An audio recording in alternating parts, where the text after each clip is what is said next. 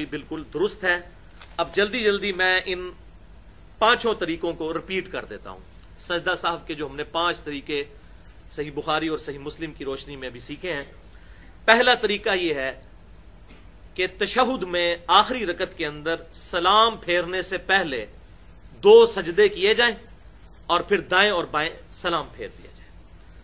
دوسرا طریقہ یہ ہے کہ آخری تشہد میں درود شریف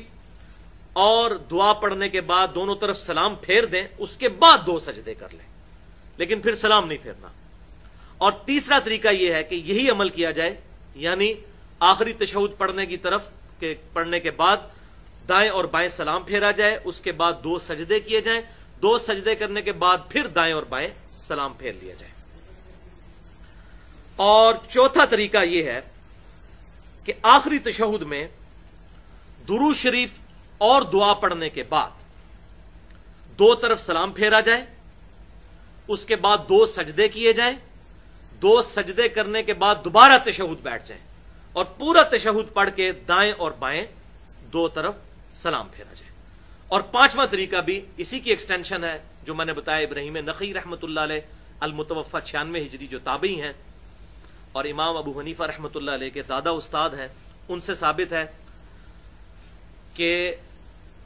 آخری رکعت میں تشہد پڑھنے کے بعد، اب اس میں آپشن ہے، چاہے تو عبدہ و رسولہ تک پڑھ لیں، چاہے پوری دعا تک تشہد پڑھ لیں، دونوں طرح درست ہے۔ وہ کم از کم ہے عبدہ و رسولہ تک، تو پورا بھی پڑھ لیں، اس کے بعد دائیں طرف ایک طرف سلام پھیریں، اس کے بعد 2 سجدے کریں، 2 سجدے کرنے کے بعد پھر مکمل تشہد پڑھ کر پھر دائیں اور بائیں 2 سجدے کریں۔ تو ابراہیم نخعی نے جو فرمایا کہ صحف میں اور جنازے میں ایک سلام ہے، تو یہ ایک سلام انہوں نے کیوں کہا کہ صحف کے 2 سجدوں سے پہلے ایک سلام ہے۔ جو آخری 2 سجدے پھیرے جاتے ہیں وہ نماز کو مکمل کرنے کے لیے،